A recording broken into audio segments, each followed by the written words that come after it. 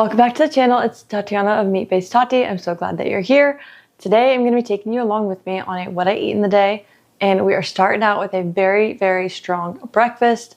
I'm having some steak and eggs and some bacon, but the star of the show is this Bison ribeye that I got it on sale, and it is literally something I'm so excited to try because I've never had bison ribeye. I've had like bison chuck roast, but I've never had a bison ribeye, so I'm super excited to try that out. Super awesome that it was on a deal. So we're going to cook that up on my cast iron and give it a quick little sear, and then we are going to do some brown eggs, and then I'll probably do them fried, and then some yummy bacon that we'll have on the side, and that is going to be such a good breakfast. It's literally a carnivore's dream. You got bacon, you got steak, and you got eggs, so what better can you do? We're gonna get cooking and I'll show you how I do it. All right, I'm going to pat it down because that is very important for trying to get a good crust so that there's no extra liquid on either side. And you want it to be nice and dry, and then apply your salt. The color of these steaks looks so beautiful. It's just so deep red, and you can tell it's just a little bit different. That bison in there is like really pulling in that deep red color, and I am absolutely loving it. Fun fact about me, I like to slice my bacon in half just so that they can cook more evenly. Unfortunately, I grabbed all the crinkly cuts, if you know what I mean. But anyway, we're going to fry these eggs in that bacon grease and not let that go to waste, and not let any of that flavor go to waste. Honestly, it's just so yummy. I love cooking my eggs in bacon grease. Meanwhile, we had a pan preheating with some tallow for these quick searing steaks. If I didn't have to worry about like recording and getting all the right timing, like this could have been such a quick meal. It's insane. Like if you're in a rush in the morning, like get some thinner steaks, slap them on the cast iron real quick and be done. Oh, this is reminding me of this little brunch place that we went to when we were in Vegas, where it was like a thinner strip steak, I believe, and we got some steak and eggs, and it was just delicious, and it's just giving me that memory, and it's very sweet. I will say the lighting is not the greatest. I'm sorry for that, but the steak turned out so juicy and so flavorful. I have no complaints about that for being a thinner steak.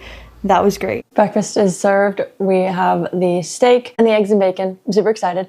But the steak was so thin that it cooked within like 3 minutes. So made for a really quick breakfast. If I wasn't recording, that would be like an easy breakfast for someone like who's rushing out the door. But anyway, I'm going to do a taste test just to see how it is.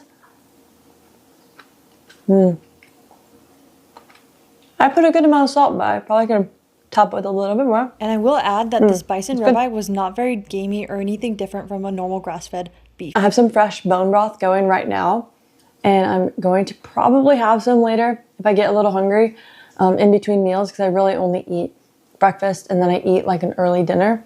And that's just how I feel best. I eat 2 meals a day. But one thing I will have in between if I ever need it is I just keep a full-on stock of homemade bone broth so that if I'm really hungry, I can just reach for it. But today we get some fresh stuff. I don't have to reheat it on the stovetop. So yeah, fresh bone broth if I want it. And then I don't know what we're having for dinner tonight, so we might have to stop at the grocery store because our fridge is looking a little empty, a little bare. So might have to stop at the grocery store to figure out what we're having for dinner. But I will see you if we have our little bone broth snack.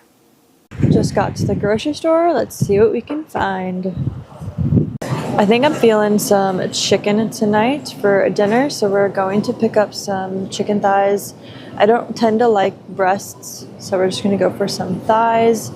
We're going to go for the biggest one, which is this guy here.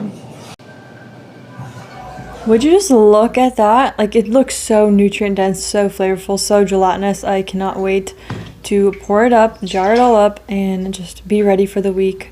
There is nothing that compares to homemade bone broth in the sense of making broths or getting store-bought broths or whatever it may be. Like, this is what I want to always be on stock, on hand, in my freezer or in the refrigerator, or ready to use, ready to give to people, like whatever it may be. This is a must. All right, here's that chicken that we got that we're going to turn into a soup, a nice carnivore soup today.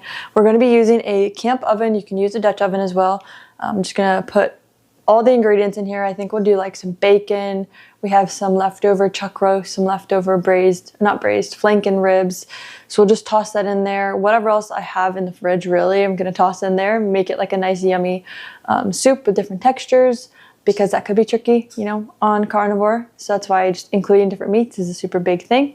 So that's what I'm going to do there. But while we wait, because that'll take a while, I'll show you everything that I do there. But while we wait, I'm going to be having some organs. I'll have some ground up beef heart, and then I will have some beef liver just in slices.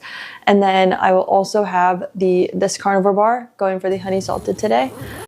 And then, so sometimes, oh wow, it echoes in here, so I won't talk too long, but sometimes during my workday to split it up, I will do like a carnivore bar in between my meals. They just have really good, it's literally a bunch of tallow, ground beef, and then some of them are sweetened with a little bit of honey. You can definitely go for just the salted one, but the honey one is pretty good. And so I'll just eat it up, and it's the perfect in between, like a little meal. It literally is a meal. It's like 400 and something calories. Treat it as a snack, but it's literally so great. It's so good. I take this every time I come to the coffee shop, work, road trips, flights. And you can use code TATI to save on your next order. I want to try to show you. Have you ever been in one of these before? Because they are literally so cool. All right, back to dinner. And I think I'll have a little bit of some fresh bone broth that I just cooked up. I think I mentioned that earlier to you, so I'm super excited. It's going to be nice and nourishing and nice and comforting. All right, we have that bone broth poured and we are sipping on it. And while we do that, we are going to just get our organs started. I like to cook my organs with butter versus like tallow. I think it just brings a better taste to it.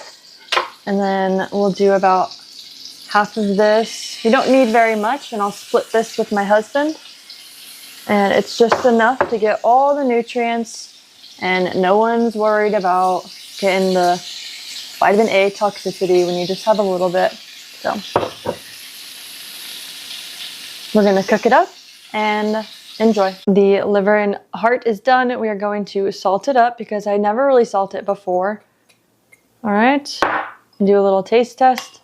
You can see that there's a bunch of like butter in there, which is super yummy. Key for having just a delicious bowl of organs. We'll do a little smaller bite. I like to combine it together, so we're gonna enjoy. I will say that heart is a way easier organ to like start with, I guess, because it's not as strong of a taste as like liver. And another key thing, if you are trying to get into organs and whatnot, I get my beef heart ground up, and that makes it way more like palatable. You can put it in different dishes, and it's just way easier. You can also do it with liver. I get that sometimes, but this time I got just the like whole sliced liver. And yeah, so I think those are great if you are wanting to implement organs. You can do ground, you can start with heart. Yeah, that's what I would do. Meanwhile, I need to work on the bacon bits getting crispy so it can add more flavor for the soup, and then I'll finish adding everything else. All right, got the bacon all crisped up like we wanted, and now we're just gonna put the completely raw bone-in chicken thighs, and this is gonna be such a good option for a nice fatty, flavorful addition to our little pot of soup. And this is from a prime rib roast I had a couple of weeks ago, and I made it into that bone broth, so we just shredded it, and that's some extra meat. And then we also have what's on the bottom is the most recent chuck roast leftovers and the most recent flanken steak or flanken ribs. So we're just gonna toss this all in there, and we'll do we have some leftover like gravy like broth, so I'll toss that in there too. Very gelatinous. And then some bone broth for flavor. It's literally going to be such a nutrient dense meal. I cannot wait.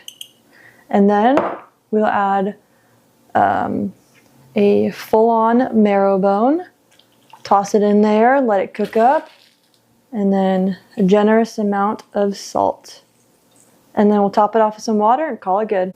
And pro tip for trying to be healthy, guys, use filtered water in your soups. Stop using the tap water where it has chlorine and a bunch of added crap in there. Just take the extra step and use filtered water. This is the most nutrient-packed day I've had in so long, with the bone marrow and then the beef organs that we had earlier.